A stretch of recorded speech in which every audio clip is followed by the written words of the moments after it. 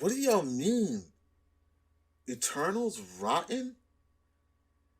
It's time to talk about it. Let's go.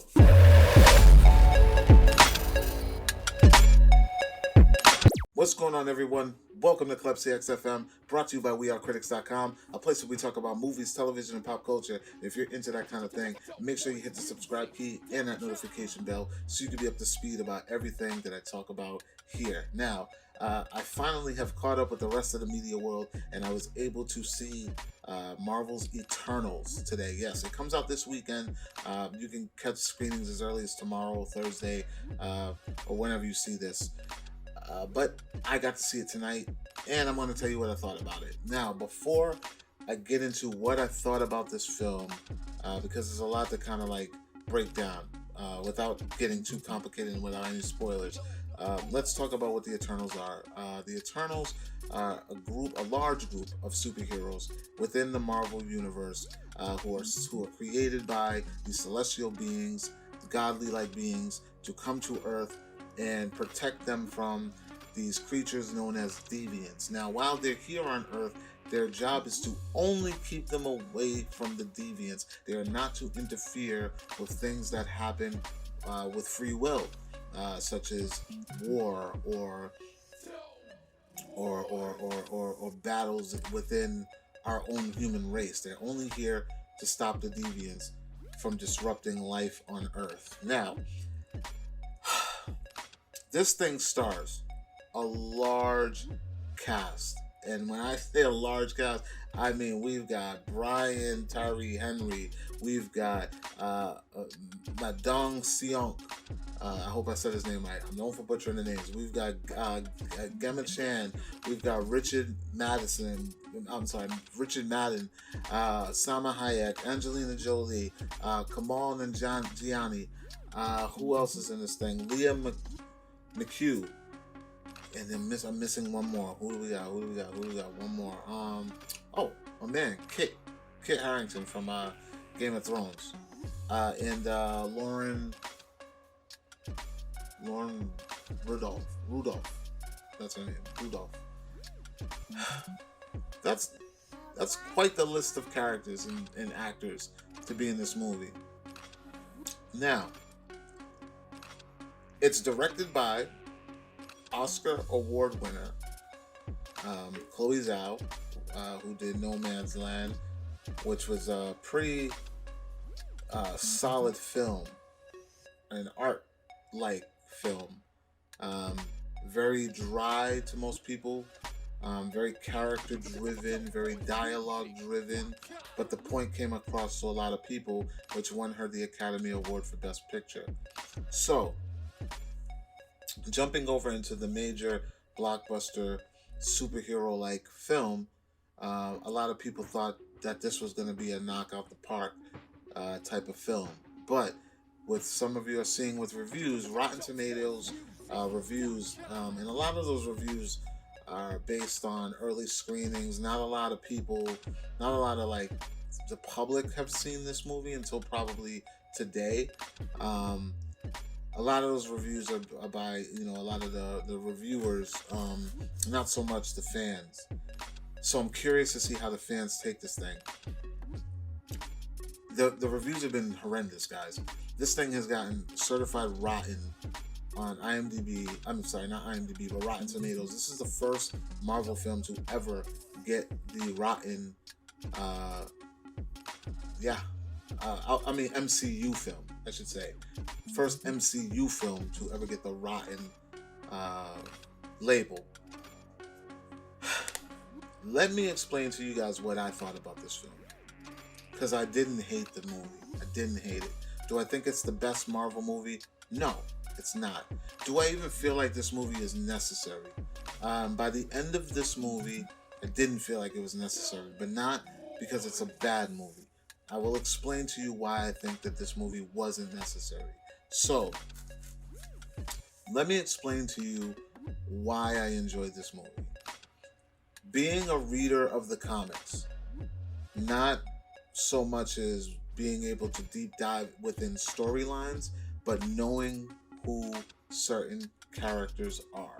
There are a lot of characters in this movie that all you casuals out there that love Iron Man, Captain America, Black Widow, Spider-Man, you're not gonna know. You're never gonna know who they are unless someone you know has sat you down and said, listen, this is such and such, this is such and such, this is what they do. There are a ton of characters in this movie who have not been introduced at all throughout the MCU. Me, being a comic book reader, and there are a lot of others out there who know what's the word I'm looking for? Commercial characters, who know certain characters that are in these stories, will go into this thing completely dialed in. I promise you, I was so dialed in. At some points, I felt like I was the smartest person in the room. There are people sitting on either side of me because it was a packed screening, and a lot of people were just there for the ride, just watching. And I found myself in certain scenes going, "Oh yes, oh yeah!" Right away, I'm cheering as humbly as possible, and people around me, they're just like just taking it in. They didn't really get what was going on. So much, in fact, that I'll skip ahead a little bit. When we got to the post-credit scenes, there was a certain thing about a certain person that was introduced, and people didn't get it. They didn't understand it. They didn't even. I had to explain to them like such and such, such and such, such and such. So what I'm saying is that if you go into this thing and you're seeing characters that you don't know, the fan service is completely out the window. This is for fan service, I should say. This is for people who know these characters, who know these stories, who know these books. This is a complete comic book fan service film. Now, when I say that I think that it doesn't belong, like it wasn't necessary, I don't mean that it was a bad movie. What I'm saying is that it doesn't connect with everything that we already know to date. It sets up its own thing with new characters that no one has seen before. So therefore, saying this is probably one you can skip if you don't know what the hell's going on. You could skip it because nothing has happened yet that connects to it yet.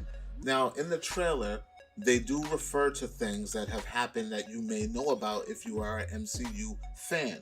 But those things are only for the people who don't know anything else and do know that. So when they go into the theater, they will feel like they know what's going on. But at the end of the day, they're going to be like, I mean, I knew about Thanos, but all this other shit, it's wide range, y'all. It's very out there. It's very cosmic.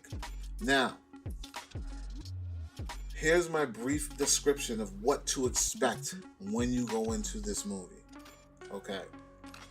This is the MCU's version of the Bible. This is the MCU's version of the beginning of time. A fictional version of how man was created. That's all I'm going to give you. So when you go into this, you probably won't get what's going on, but that's basically what this is. This is like their version of it. It's very symbolic in a sense where it feels very biblical without being preachy. It's just a sense of, give you an ideal of how this fictional world of Marvel was created. And I'm talking about everything, guys. I'm talking about from, some Adam and Eve type shit, or some God created man to do this and God allowed men to do that and be this type of, it's deep, but it's only deep if you don't, I don't know how to explain that, but I hope you're getting the gist of what I'm saying, guys. Don't overthink it. The only thing that a lot of these casuals are going to go in not understanding is who's who and why should we care. That's it.